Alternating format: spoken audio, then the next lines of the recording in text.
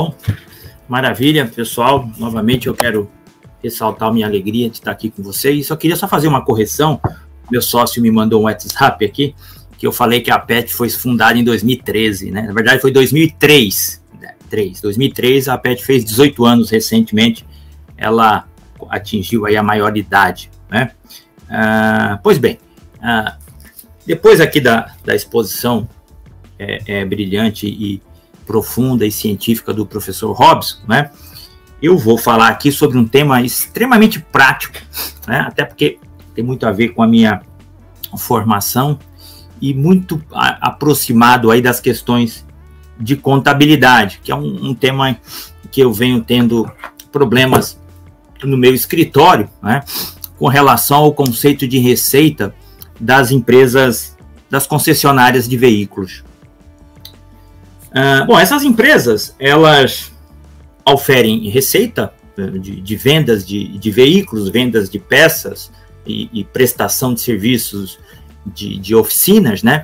E também adquirem comissões sobre vendas de seguro, comissão de vendas sobre financiamento, etc. Só que, além de tudo isso, o preço de venda de veículo, ele é muito dinâmico, né? E até mesmo por disposição legal, a gente tem uma lei, que é a Lei Ferrari, que é a lei que regula a relação entre concessionárias e montadora. É até curioso que uma das reuniões da PET, o Edmar falou, e disse que quem escreveu essa lei foi o professor Miguel Reale, né? Miguel Reale Júnior, Miguel Reale pai, no caso, que inclusive fez comentários no seu livro de direito privado lá no começo dos anos 80, né? E normalmente a concessionária compra um veículo por R$57 mil, por exemplo, e tem o preço de venda de 62, lá tem uma margem aí de 5.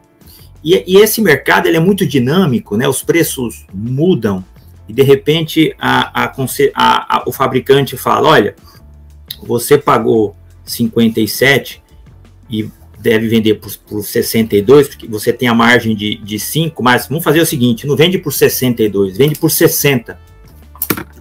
E eu te repasso 2 para a gente recompor o custo que era de 57 e passa a ser de 55. É mais ou menos isso, tá? E aí vem a pergunta, né? Esse valor entregado, posto, ajustado pelo fabricante, né, diretamente na conta da concessionária, isso é receita ou é uma mera recomposição de custo? Né? Para isso a gente vai falar um pouquinho rapidamente aqui do CPC 16, que é um CPC contábil que trata da questão relativa ao custo e também um pouco do CPC 47. O tempo aqui é bem curto, né? Eu vou procurar resumir bastante aqui o problema. Bom, o que eu fui estudar na época? Bom, primeiro eu fui lá revisitar qual era o conceito de receita posto na lei tributária, né? Bom, a gente tem lá a Constituição, o artigo 195, a expressão faturamento, que foi ampliada para receita, lá pela emenda 20, mas eu fui direto lá no Decreto-Lei 1598, de 77, alterado pela Lei 12973, e que traz lá inicialmente o que é receita para fins de tributação,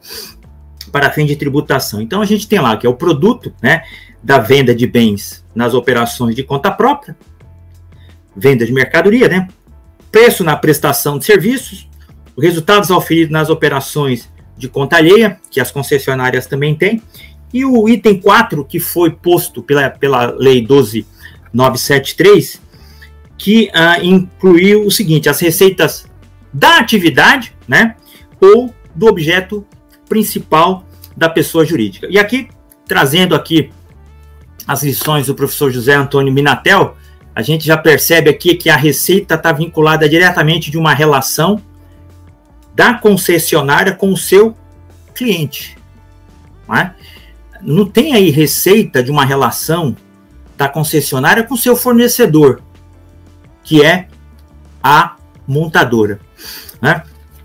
Esse é o conceito geral, trazido aqui pelo direito positivo, e o artigo 54 da Lei 12.973, para aquelas empresas que estão no lucro real e recolhem o PIS e a COFINS pelo regime da não cumulatividade, que é o caso aqui da maioria das concessionárias, além da receita descrita no artigo 12 do 1598, entra também as demais receitas, né, postas lá no artigo 54 da 12.973, que a expressão está lá assim, né, o total das receitas compreendidas, a receita bruta de que trata o artigo 12, e aí vem, e todas as demais receitas, independente da denominação contábil, e aí vem, o legislador tentou abarcar aí todo tipo de receita.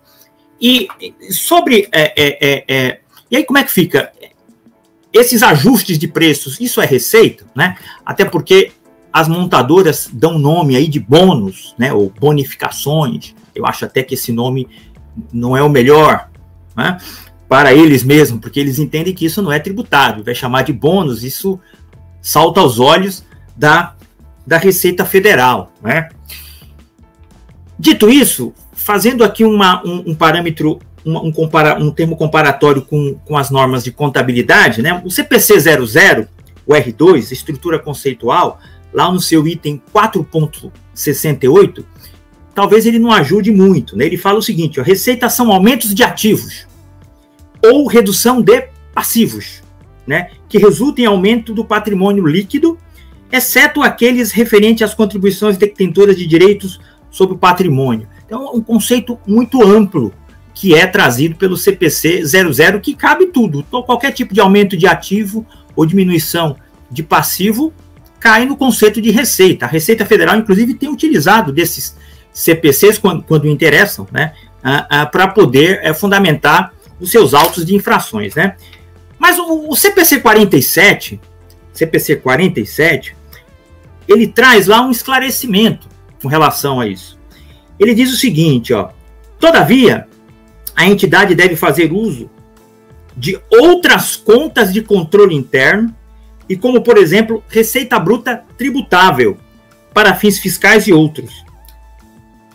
A conciliação entre os valores registrados para finalidades fiscais, né, e os evidenciados como receita para fins de divulgação, de acordo com esse pronunciamento, deve ser evidenciada em nota explicativa. Então, o próprio CPC 47, né, as normas do IFRS, ele reconhece que existe um conceito de receita para fins contábeis e existe outros conceitos para fins fiscais. E ele mesmo, o CPC 47, manda as empresas separarem isso na contabilidade, né, e destacar isso em notas explicativas. Né?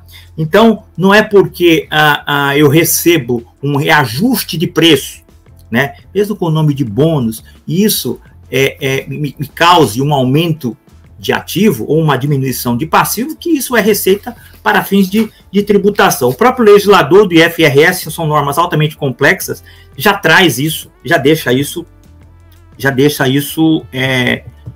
claro, tá? Então, nós temos, as próprias normas de contabilidade deixa isso claro. Uma coisa importante, a Lei Ferrari, né, ela determina quais são as regras a relação entre concessionária de veículos e as montadoras. E o que é que fica muito claro em dois eventos que nós fizemos na APET? A concessionária não tem nenhum tipo de autonomia para determinar o preço de venda dos veículos. Ó, se eu tenho uma loja, né, no centro de São Paulo, ali na 25 de março, eu compro lá umas camisetas no fabricante e vou vender, eu vendo pelo preço que eu quiser. O camarada vai lá, compra a camiseta e vai embora. Não é assim com veículos. Não é assim com veículos. É engraçado que o veículo, ele tem inclusive uma identidade própria, que é o chassi. E cada um dos ajustes de preços que são feitos se utilizam dessa identidade, o chassi. Então, cada um dos veículos, né, tem um ajuste de preço que eu consigo individualizar. não é? Nós fizemos isso no caso concreto de uma empresa, de uma cliente nossa, e levantamos um laudo contábil fiscal para corroborar com a defesa, um laudo de mais de 5 mil páginas. E justamente o laudo levantou nota a nota, né, venda a venda, chassi por chassi, e verificando-se qual era o preço sugerido pela fábrica inicialmente e o preço ressugerido após determinado período. De novo, é um mercado muito dinâmico, né? Todos os dias saem modelos novos, né? Um guerreando com o outro, e quem tem o total controle do preço, de novo, não é a concessionária, como ocorre com o vendedor de roupa que está lá na 25 de março. Não, quem controla é a montadora. Isso fica muito claro quando a gente analisa o artigo 17 da denominada Lei Ferrari, né? Que é a lei que regula a relação entre montadoras e concessionárias. Então, tem dois pontos aqui, nós temos 2 pontos aqui, 2 tipos de desconto. O desconto a posteriori e o holdback, que eu vou falar aqui nesses últimos 5 minutinhos que eu tenho, né?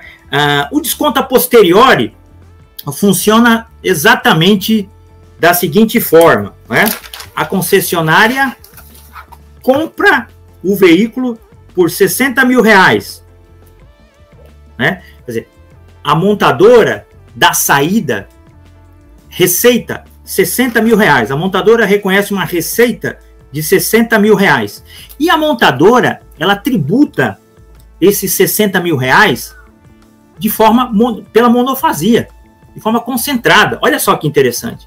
Os 60 mil reais, ele é totalmente tributado lá na ponta, como determina a Constituição, né? Que foi emendada lá atrás, não sei se não me engano, se foi a emenda número 32, que é o artigo 195, parágrafo 12 do texto constitucional, que dá, se eu não me engano, legitimidade para essa forma de tributação concentrada, né, por atividade econômica.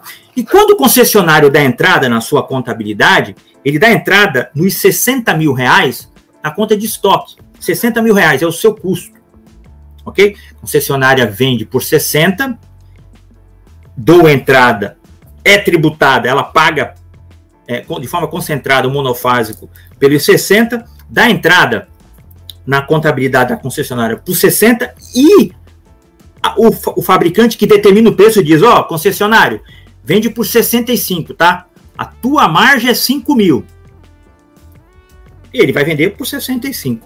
Só que, de repente, aqui eu estou falando da Volkswagen, mas a Renault lança um modelo novo, a GM lança um modelo novo, o veículo ficou por 60 dias ou 30 dias no pátio, as coisas mudam.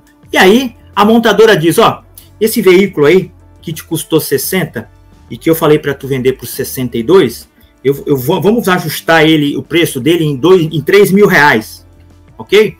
Não vende por 65, vende por 62. Eu vou reajustar aqui o preço, tá? E o meu preço de venda não vai ser mais 60. O meu preço de venda vai ser 57, ok? E eu vou e te entrego 3 mil reais para fazer aí o equilíbrio dos contratos. Como é que as concessionárias contabilizam isso historicamente?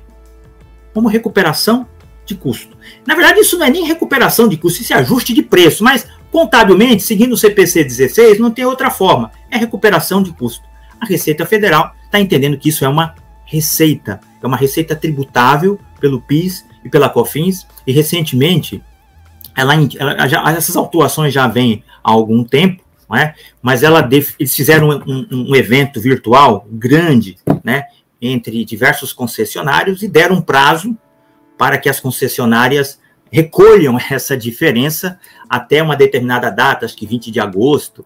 Do contrário, todos seriam autuados. Não vamos esquecer que a maioria dessas empresas muitas delas já começaram a ser autuadas, algumas desses temas já chegaram no CARF, poucos já chegaram no CARF, mas enfim, a ideia é essa. O holdback é muito parecido. O holdback, ele não é um desconto a posteriori, mas a ideia é mais ou menos essa, só que o valor do reajuste, né, se eu compro por 65 e o preço de venda, se eu compro por 60, concessionária, e tenho que vender por 65, né? Ao invés de eu pagar os 60 para o fabricante, eu pago 58,2 eu deposito numa conta corrente, né, denominada de conta corrente holdback, e esse dinheiro fica lá preso por um determinado período.